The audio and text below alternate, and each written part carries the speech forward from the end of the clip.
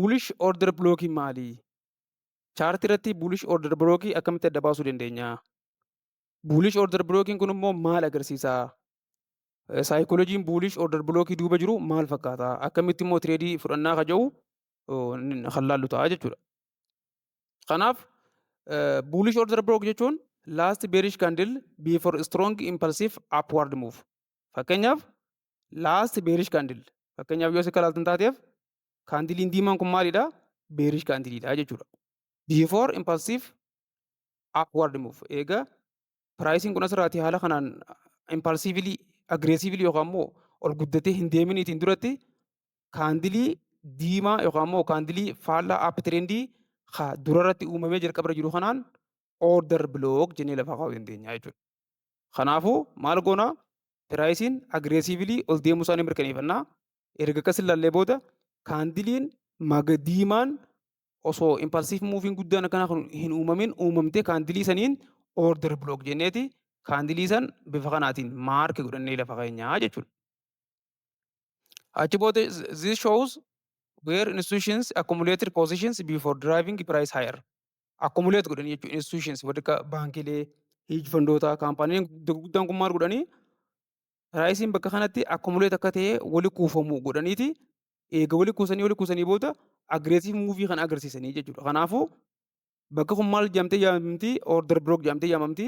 Yoo pricing akka carraa ta'e booda deemee zoonii kana keessa kan dhufu taate institutioniin kun irra deebi'anii orderii isaanii kanneen hafasan buy orderii asirratti akka seenan ni taasifama. Jedhameeti saayikolojiin waan kana duuba jiru tilmaamamaa jechuudha. Kanaaf smart money buys quietly during consolidation then launches price upward. Ogguun pricing asii dhufee consolidate godhe kana buy positionii seenaniiti si'uma tokkoon pricing spike ta'ee gara oliitti kan inni ba'u taasisanii jechuudha. Maaliif? Institutionoonni immoo maallaqa gurguddaatiin maallaqoota miiliyoonaan lakkaa'amaniin waan tireedii seenaniif jecha maarketii bifa ifii barbaadaniitiin ol oofus gad oofus waan danda'aniif pricing bifa kanaatiin gara oliitti spike godhanii bifa kanaan akka impulsive muuviin deemu taasisuu ni danda'ani jechuudha. Kanaaf maaltu antisipeetaa? Pricing kun deemee gaafa dhufee gara fuulduraatti zoonii kana dhufee seenu asirraatii institutionoonni kun haareetti maasii buy orderii isaanii fudhatanii pricing ol deema jedhanii akka isaan tilmaama akkasii fudhannu nu taasisanii waan jirutu jira jechuudha. Kanaaf the zone of that last bearish candle bakka kun jechuudha. Zooniin tun become a key area of interest for future retest.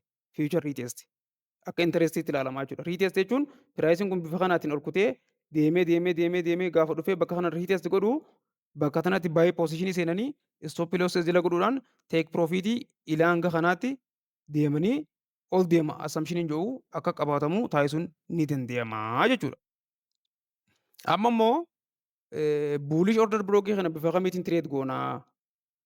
Chaartii irratti eega akkamitti akka adda baafnu barree booda bifa akkamiitiin haala akkamii fi wantoonni akkam hogguu dhufan tireedii fudhannaa kajoodha jechuudha. San godhuuf inni dura identify last bearish candle before strong bullish impulsive move. Kaandilii beerishii taate wayii kaandilii diimtuu beerishii taatee fi achi booda kallattiin bullishiin impulsive move ta'e barbaadu qabna jechuudha. Duraan dursinee isa barbaaduu danda'u qabna jechuudha. Fakkeenyaaf asitti impulsive movie gaggeeffame yoo ilaaltan taateef kallattiidhaan giriinii ta'aniiti giriiniin gurguddaan kun kaandiloonni kun impulsive deemee jechuudha. Yeroo akkatti wanti kun impulsive deemu kaandiliin diimtuun fuuldura jirtu tun order block jedhamtee yaamamti jechuudha. Erga sanbaa adda baasnee booda confirm wait for price to retest the order block. Retest. Pricing kun deemee akkana deemaa dhufee zoonii kana keessa hanga inni seenu eeguu danda'utu nurra jiraata jechuudha. Maaliif? Bakka kanatti kaandiloonni sadan gurguddaa walii aananii dhufan kun institutional activity keessa jiraachuu akka agarsiisuu fi kaandiliin diimtuun fuuldura jirtu kun order blockii akka taatee nutti agarsiisa. Sanboota pricing deemee dhufee gaafa retest godhu gaafa deebi'ee bakka kana tuqu asirraati haareetti institutionoonni buy orderii ni fudhatan yaada jiru qabna jechuudha. Sabooda buy fudhanna jechuudha. Intarii nuti fudhannu intarii buyti yoom revisit. Pricing kun deemee eega dhufee naannoo kana seenee booda buy seenuu danda'uu qabna jechuudha. Akkasuma akka konfirmeeshinii maal fudhachuu dandeenya? Rijeekshin wiikii fi ingilfingii kaandilii adda addaa ilaaluu danda'uu qabna jechuudha. Fakkeenyaaf piraayisiin gaafa dhufee as seenee loonk wiikii agarsiisee bakka kana maal nutti agarsiise? Hamar kaandilii nuuf fidee jechuudha. Bakka kanatti hamar kaandiliin dhufuun zooniin duraan order bilookii turte kun asirraa kaatee gara fuulduraatti ol deemuu akka danda'u nutti waan agarsiiftuuf kaandilii hamarii tanarratti baay'ee poozishinii seennee istoop loosii zoonii kana jala keenyee teek piroofitii immoo kii leevalii nu fuuldura jiran fakkeenyaaf iswiingii hayii bakka tana jirtu kana akka teek piroofitii fudhannee yookaan immoo riskii riwaardii reeshoo keenya takkarraa gara lamaa fudhachuu dandeenya jechuudha. Kanaaf istoop loosii keenya isa keenya biiloo order bilook eegasitti baay'ee poozishinii seennee booda order bilookii kana karaa jalaatti istoop loosii ni kaa'annaa jechuudha. Taargeetii yookaan immoo teek piroofitii keenya neegasti liikwiditii leeval. Liikwiditii leevaliin eessa jirti? Bakka kanatti immoo baay'ee isaa liikwiditii ni qabna yookaan immoo iswiingii hayii bakka tanarraa waan qabnuuf hanga naannoo kanaatti teek piroofitii fudhannee piraayisiin bakka tanarraa ka'ee ol deemuudhaan ol deemee naannoo kanatti teek piroofitii keenya nuuf fudhataa yaadachuu qabannee asirratti tireedii keenya keenyee yoommoo akka carraa ta'e bakka kun rijeektii akka ta'e mataa isaatu akka qaceelootti hin miidhamneef jecha istoop loosii keenya order bilookii kana jala kaa'uudhaan san booda riskii riwaardii takka galamaa yookaan immoo neekst kii leevalii fudhachuun bifa kanaan buulish order bilookii tireedii kana fudhachuu kan dandeenyu ta'a jechuudha. Akka fakkeenyaaf yoo fudhannu taate piraayisiin dhufeeti asitti bireek of istiraakcharii agarsiisuun gara gadii deemee even as dhufee amma asitti illee loowuu kana bireek godhuun bireek of istiraakcharii agarsiisee deemaa jira.